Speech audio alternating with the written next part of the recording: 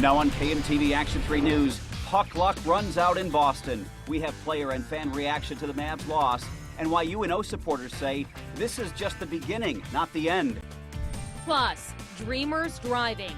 Why a political expert says the mayor's push will move it forward. Reaction from the community. And pagan protest. Why dozens of lawmakers did not show up for a specific prayer in Iowa. KMTV Action 3 News live at 10 starts now with your Weather Alert First Forecast. April showers gave way to April snow this afternoon between about 4 and 5 o'clock here in the metro. Some of the snow is heavy at times, especially in western parts of the city. Out toward the National Weather Service and Valley, amounts were around a ½ inch. And then that snow quickly changed back to rain by about 6 o'clock tonight and is nothing more than a memory. And what's left of it is now pushing across central portions of Iowa. So some snow around Fort Dodge, from there up toward Mason City. System is moving away and, believe it or not, is setting the stage for a great start to the weekend. In fact, our threat tracker is in the low category. Hard to believe. Tomorrow afternoon, sunshine, temperatures in the 60s, and we're in the 70s as we head towards Saturday. More on that nice weekend is coming up. The Omaha mayor has given a political jolt to so-called dreamers who hope to legally drive in Nebraska. Mayor Gene Stothert wrote a public letter this week to Nebraska senators urging them to pass a bill that would allow people who are brought to this country illegally to get a driver's license. Good evening, I'm Jennifer Griswold. And I'm Craig DeGrelli. Suddenly that bill has gained a lot of steam. It would apply to nearly 3,000 immigrant children who call Nebraska home. Reporter Kelly Bartnick has both sides of the issue tonight. Kelly. Craig, sponsors of the bill will tell you there was movement on it before Stothert's endorsement, but one day later, things look a whole lot better. There had been times where I have considered leaving the state out of frustration, but this is my home. The testimony brought Nebraska dreamers out by the hundreds in March. Maria Flores is very much Nebraskan, except her parents brought her here illegally as a minor. Nebraska is the only state that does not allow so-called dreamers like Flores to get a driver's license. LB 623 would change that. It received a big endorsement this week from Mayor Gene Stothert. She said, here in Omaha, we should make sure children of undocumented workers who are on a path to legal status have the tools they need to be productive members of our community.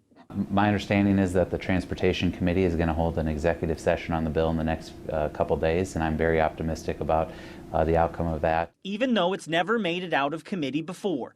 Omaha Senator Jeremy Nordquist represents a largely Latino South Omaha population. He joins a bipartisan group of 25 legislators who support it. The issue affects 2,700 Nebraskans. About 1,000 live in Omaha. State interest groups have already signed on. Getting Nebraska in line with all the other states in the country is important. Not adopting policies that send, young, educated people to other states with their tax revenues is important. And it's just a matter of fairness. Potentially gives political cover to some Republicans in Omaha who maybe were a little worried about voting for this. Nordquist believes there is enough support in the unicameral to pass the bill if it gets out of committee, saying the coalition has a veto-proof majority. Now, we should note that during the hearing in Lincoln, 2 people did speak out against giving the immigrant children driver's license. Reporting in the studio tonight, Kelly Bartnick, Action 3 News. UNO professor Paul Landau told us he was surprised to hear Mayor Stothert publicly support the bill. This has been an issue that's been supported by Democrats and not so much by Republicans. I think when important Republicans like Mayor Stothert step up and take a positive position, it leads the way for other Republicans.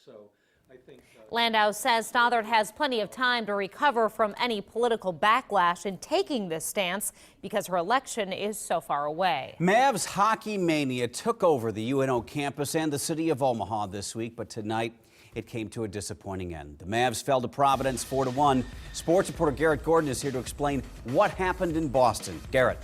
The Mavs fell short in a very Mavs-like way tonight. All season long, Ryan Massa's brilliance in net had masked a sometimes spotty offense. Tonight, they ran into a team that took advantage of the Mavs' off night on the attack. Providence peppered Massa with 47 shots, sneaking 3 of them past one of the best net minders in the business. It's a tough loss to take, but it was still a historic season. Very proud of the team, obviously, and what we accomplished this year in our first trip to the Frozen Four. It didn't turn out like we hoped, but certainly proud of the guys and the way they never gave up. Later in sports, Phil Aldridge will give us a full report on the game from Boston. Mavs fans held out hope during the game as they anxiously watched on the big screen from the UNO campus. Reporter Kevin Boughton is live at Exarban, where the Mavs media will kick off next year. Kevin? Next season, this will be the home and the hub for Maverick hockey. Next season, the Mavericks and their fans will have home ice within walking distance of campus. But before next season, fans rallied and cheered for just one more game in this season. At the Fieldhouse on campus, hundreds of fans hoped for a win. You got it. We're going to draw for 3 T-shirts, 2 sweatshirts, and a spirit pack. No. Yep, just throw it in there.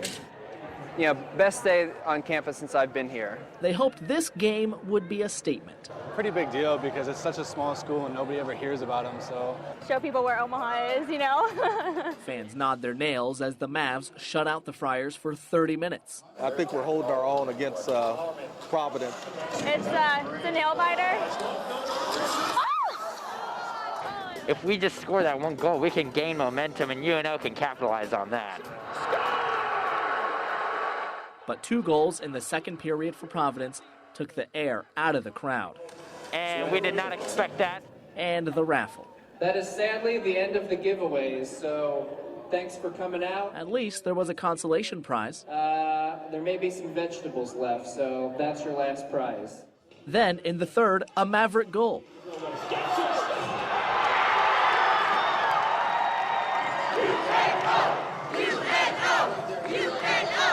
But the Friars put it away just 24 seconds later.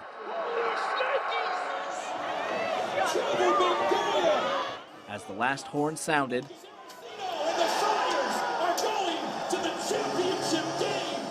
the rallying cry of the defeated went up. I'm sad. I'm a little depressed. You know what I mean? Yeah. It's a sad day. They have a lot of heart. They're a really good team. It just wasn't their year this year. Next year for sure. We got it. All right, well, it was a good year. Woo! Next year. No word yet when the team will return to Omaha. If there is a public welcome back party for the guys, we'll pass that information along. Live in Exarban Village tonight, Kevin Boughton, KMTV, Action 3 News. Still an awesome season. They should be proud. We have been following all the fan craze in Omaha. You can find all of our coverage on our website, KMTV.com. In other news tonight, a former Omaha Northwest High School football player will face punishment for murder. A jury found Mitchell Wynn guilty this afternoon. In July of 2013, Omaha police discovered Darnell Haynes dead in his Jeep in a parking lot at 60th and Ames. Wynn shot him over a drug deal. Fingerprints and cell phone records tied him to the deadly crime. The father of a 5-year-old murder victim said everyone lost in court today when a judge sentenced 2 men for Peyton Benson's death. A judge sentenced 21-year-old Vincent Hicks to 65 years in prison. In January 2014, Hicks fired an assault rifle. A stray bullet hit the little girl as she ate breakfast in her home near 45th and Bedford. Jalen Montgomery received 8 to 44 years in prison for also firing a gun that day. They were in rival gang territory, shooting at a rival gang member when Peyton died. A protest at the Iowa Capitol this morning. Listen to this. A Wiccan priestess delivered the opening prayer for the Iowa House of Representatives for the first time. Some lawmakers in the crowd did not want to hear a prayer from a pagan. There was talk of a boycott, and today at least half of the 100 members were not there. One lawmaker turned his back during the prayer. He said that was his peaceful protest. Deborah Maynard says all faiths should be represented. We should be able to have all different faith traditions here to represent the constituency of Iowa, the people of Iowa. Representative Liz Bennett, who invited the priestess, says in the past she has invited 2 Christian pastors and a Jewish rabbi to offer prayers at the Capitol. The evening commute was slick and wet. Old Man Winter hit the Omaha area with one more round of snow before spring. It was relatively quick, but sudden. Look at this. What a burst. This is video from right outside our station at 108th and Mockingbird. You can see some of the flakes. Most of the snow melted once it hit the ground. And here's video of cars driving through the mess near 144th and Fort. Drivers did need to be careful at one point. Traffic on the Dodge Expressway slowed to a crawl. We received a lot of really good pictures on icontribute.com. This is Main Street in Oakland, Iowa, a winter wonderland there. Wow, snow covering the road. How about this? This is a picture of snow from Elkhorn, and if you look closely, you can see a dog not seeming to mind this wintry weather. And a picture from just west of Fremont in Ames, Nebraska. Yes, it looked like mid-January there instead of early April. You can see a lot of accumulation. Jim Flowers is here now. And Jen, I guess the good news is it didn't last long. In fact, tonight at about 7:45, the sun poked through. Yeah, it almost felt like winter's reminder of like, hey guys, I can come back if I want to. You know what? I'll pass this along to I Contribute. I had someone send me a picture of a snowball with a fork in it. We're going to put a fork in winter tomorrow night. So it just seemed kind of appropriate. Let's take a look at weather over the next several days. We're looking at Threat Tracker in the low category. At least into Saturday. There is a chance of showers again as we head towards Sunday, but temperatures will be warming up beginning tomorrow, and that will continue with us right into Sunday and even beyond that. Outdoors, the temperature's actually risen over the last hour. We are up to 39 degrees out at Epley Airfield. Dew point stands at 36. Winds are currently out of the west-southwest at about 5 miles an hour. Temperatures around the area are in the 30s, middle and upper 30s are being reported. 37 in Bellevue, 39 in Millard, 39 in Elkhorn. Out to the west of us, 39 in Columbus, up to 41 now in Lincoln. We're getting a bit of a westerly component to the wind, so temperatures tonight will only drop back into the mid-30s, and that will set the stage for some pretty nice weather to start out the weekend. Now, this is snowfall estimated off of the radar, and mostly accumulating snow actually fell out to the west of us, west of Fremont, through portions of northern Saunders, Dodge County, extreme northwestern portions of Washington County, about as far east as Elkhorn, but some of the amounts, at least estimated off the radar, were right around 2 inches this afternoon. Now, the radar has settled down, not much happening here. The system that gave us the snow has now pushed across portions of central and northern Iowa. It does mix with some snow, with some rain in portions of Wisconsin, but that snow extends down to near Des Moines, but that system is moving away. Satellite photography shows basically clearing skies across our area. System moved out very, very quickly. And again, this now means that as we head into the weekend, got some pretty decent weather to look forward to. Tomorrow morning, we will likely start the day in the mid-30s with maybe some lingering clouds off to the north and east of us. As we head toward the noon hour, temperatures will quickly climb up to about 60 degrees. And then into the afternoon, lots of sunshine, a little bit of a west to northwest wind, and highs will likely top out around 65. The snow this evening, nothing more than a memory. The forecast for tonight, clear skies, or at least clearing skies, 34 degrees. Look for a light west to northwest wind. For tomorrow, sunshine, great start to the weekend. The high up to 65, winds northwest at 10 to 15 miles an hour. Over the next 3 days, 73 on Saturday, some clouds in the afternoon. Pretty good chance for some showers on Sunday. It stays relatively mild all the way through next week. In fact, we don't pick up even 60s again until sometime next Thursday. The high there about 63. Let's take a look at tonight's weather alert kid. This is Alex. Alex is age 10.